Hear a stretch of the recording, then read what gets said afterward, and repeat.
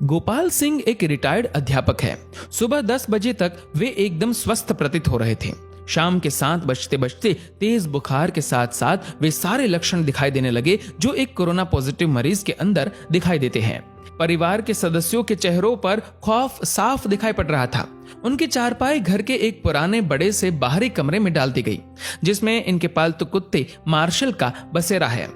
गोपाल जी कुछ साल पहले एक छोटा सा घायल पिल्ला सड़क से उठाकर लाए थे और अपने बच्चे की तरह उसे पाला और उसका नाम रख दिया मार्शल। इस कमरे में अब गोपाल जी, उनकी चारपाई और उनका प्यारा मार्शल है। दोनों बेटों बहुओं ने दूरी बना ली और बच्चों को भी पास ना जाने के निर्देश दे दिए गए। सरकार द्वारा जारी किए गए नंबर पर फोन करके सूचना दे दी गई। खबर मोहल्ले भर में फैल चुकी थी, लेकिन मिलने कोई नहीं आया। साड़ी के पल्ले से मुंह लपेटे हुए, हाथ में छड़ी लिए पड़ोस की कोई एक बूढ़ी अम्मा आई और गोपाल जी की पत्नी से बोली, अरे कोई इसके पास दूर से खाना ही सरका दो, वे अस्पताल वाले तो इसे भूखा ही ले जाएंगे उठा के।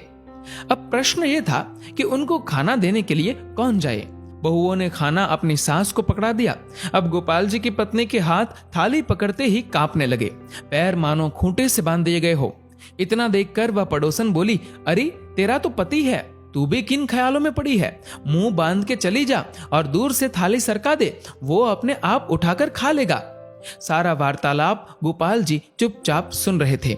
उनकी आंखें नम थी और कांपते होठों से उन्होंने कहा कि कोई मेरे पास ना आए तो बेहतर है, मुझे भूख भी नहीं है। इसी बीच एम्बुलेंस आ जाती है और गोपाल जी को एम्बुलेंस में बैठने के लिए बोला जाता है। गोपाल जी घर के दरवाजे पर आकर एक बार पलटकर अपने घर की तरफ देखते हैं। पोती पोते पहली मंजिल की खिड़की से मास्क लगाए दादा को निहारते हुए और उन बच्चों के पीछे सर पर पल्लू ओढ़े उनकी दोनों बहुएं दिखाई पड़ती है। घर के दरवाजे से हटकर बरामदे पर दोनों बेटे काफी दूर अपनी मां के साथ खड़े थे। विचारों का तूफान गोपाल जी के अंदर उमड़ रहा था। उनकी पोती ने उनकी तरफ हाथ हिलाते हुए टाटा एवं बाय बाय कहा। एक क्षण को उन्हें लगा कि जैसे जिंदगी ने अलविदा कह दिया हो। गोपाल जी की आंखें लबलबा उठी।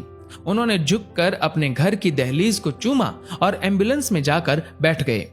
उनकी पत्नी ने तुरंत पानी से भरी बाल्टी घर की उस दहलीज पर डाल दी जिसको गोपाल जी चूमकर एम्बुलेंस में बैठे थे।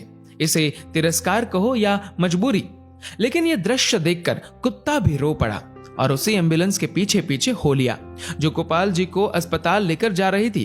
गोपाल जी अस्पताल में 14 दिनों के ऑब्जर्वेशन पीरियड में रहे। दोबारा टेस्ट किया गया तो उनकी रिपोर्ट सामान्य थी।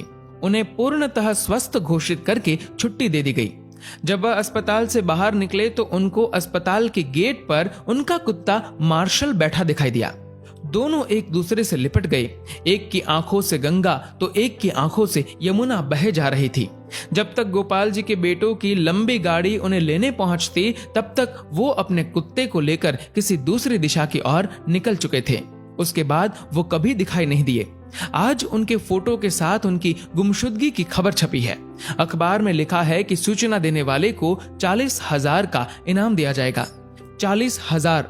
हाँ, पढ़कर ध्यान आया कि इतनी ही तो मासिक पेंशन आती थी उनकी, जिसको वो परिवार के ऊपर हंसते हंसते उड़ा दिया करते थे। एक बार आप गोपाल जी की जगह पर स्वयं को रखकर देखो। कल्पना करो कि इस कहानी में गोपाल जी का किरदार आप हो। आपका सारा अहंकार और सब मोह माया खत्म हो जाएगी। हे कोरोना, तू पूरी दुनिया में मौत का तांडव कर रहा है, पर सचमुच में तूने जीवन का सार समझा दिया है। तेरे लिए अमीर गरीब, छोटा बड़ा, स्त्री पुरुष, राजा रंक कोई भेदभाव नहीं, सब एक समान है। इसीलिए मैं आपसे निवेदन करता हूँ कि कुछ पुण्य कर्म कर लिया कीजिए। जीवन में कुछ नहीं है, कोई अपना नहीं है। जब तक स्वार्थ है तभी तक आपके सब है। जीवन एक सफर है, मौत उसकी मंजिल है। मोक्ष का द्वार कर्म है।